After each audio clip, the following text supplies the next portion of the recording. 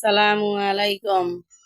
কেমন আছেন আমার আপুরা ভাইয়ারা? সবাই কেমন আছেন? আমি আপনাদের বোন আলহামদুলিল্লাহ ভালো আছি। তো প্রতিদিনের মতো আজকে একটা ব্লগ নিয়ে আসলাম। তো আসলে আমি বেশি সুস্থ না, আমি একটু অসুস্থ।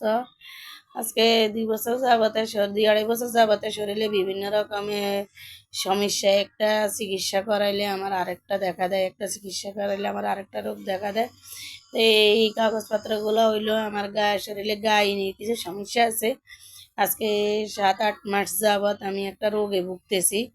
তো পরে এই যে কর্মীটলা আমি বহুবার গেলাম, বহুবার। তো কর্মীটলা ওনারা আমারে অনেক টেস্ট দিছে, টেস্টগুলা করাইলাম। ওনারা আবার আমাকে পপুলারে টেস্ট দিছে, পপুলারে করাইলাম। এরপরে আর আমি দিশামিশা না পাই, এই যে নাইট স্যার উনি পিজি হাসপাতালের অনেক বড় ডাক্তার, কিন্তু উনি বসে শান্তিনগর অরোরা স্পেশালাইজড হাসপাতাল। এই হাসপাতালে আবার এই ডাক্তাররা সবাই মিলিয়ে হাসপাতালটা দিছে। এই ডাক্তার অনেক ভালো। ওনার ট্রিটমেন্টে আমি আবার আজকে 2.5 বছর যাবৎ আছে, যেহেতু আমার মেডিসিন এবং আমার ওই বাত ব্যথা সমস্যা আছে। তাই এই কারণে এই ডাক্তারের ট্রিটমেন্টে আবার আমি আজকে 2.5 বছর যাবৎ আছি। তো ওনাকে নিয়ে আমার এই কাগজপত্রগুলা দেখাইলাম। তো স্যার আমার সব কাগজপত্রগুলা দেখলো। দেখার পরে স্যার আবার নিজে আমাকে কিছু টেস্ট দিল। তো টেস্ট দেওয়ার পর আমি ওই টেস্টগুলা করাইলাম।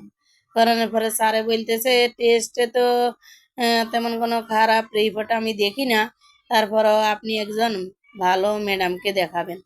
পরে আমি আবার পরে কর্মীটলা আবার গেলাম, এই সব কাগজপত্র নিয়ে আমি কর্মীটলা আবার এই ম্যাডামকে দেখাইলাম।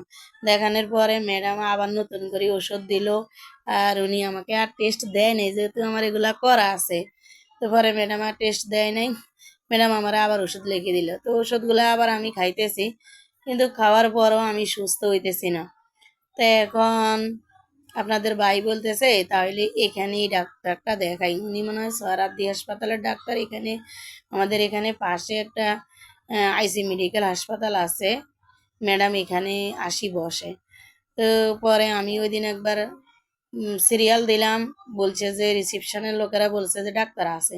পরে যাই দেখি যে ডাক্তার নাই, ডাক্তার নাকি ওদিন মনে হয় শনিবার ছিল, শনিবারে ডাক্তার থাকে না। পরে চলে এলাম, আর ডাক্তার দেখাইতে পারি নাই। তো আজকে আবার 7:30টায় সিরিয়াল দিলাম। সিরিয়াল দেওয়ার পরে ওনারা বলছে যে ম্যাম আজকে মানে আছে। পরে আমি আবার এখন হাসপাতালে এলাম। তো এই যে দেখেন হাসপাতালে ঢুকতেছি, দেখি আজকে আবার কি বলে।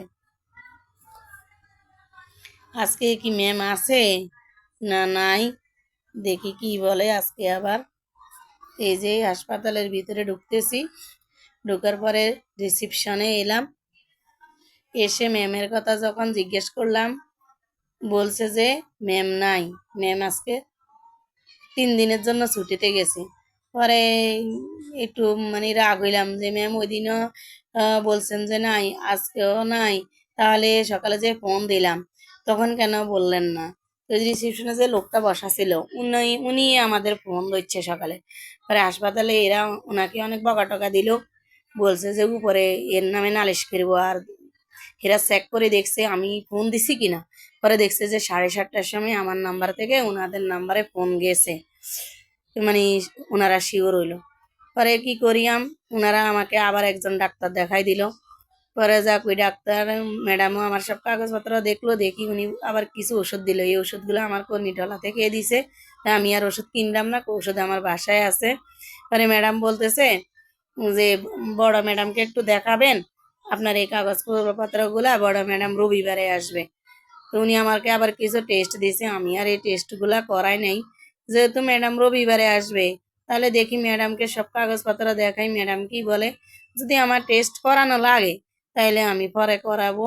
তো এটা বলি আমি মানে হাসপাতাল থেকে বের হয়ে চলে আসলাম। এখন দেখি রবিবারে হাসপাতালে গেলে ম্যাডাম আমার কাগজপত্রগুলা দেখি কি বলে। তো আমার ভিডিওটা ভালো লাগলে লাইক, কমেন্ট, শেয়ার, সাবস্ক্রাইব করবেন।